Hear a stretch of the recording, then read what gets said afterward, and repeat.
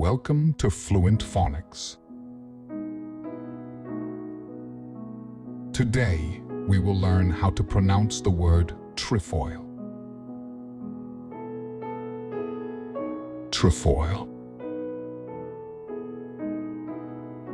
Trefoil. Trefoil.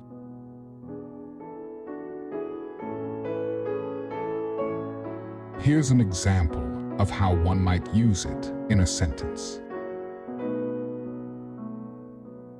She picked a trefoil from the field and admired its 3 delicate leaves.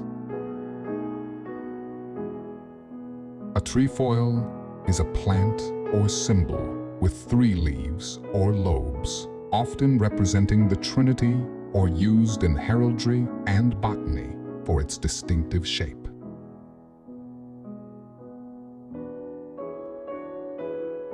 Thank you for your time. If you enjoyed this, please like and subscribe for further content.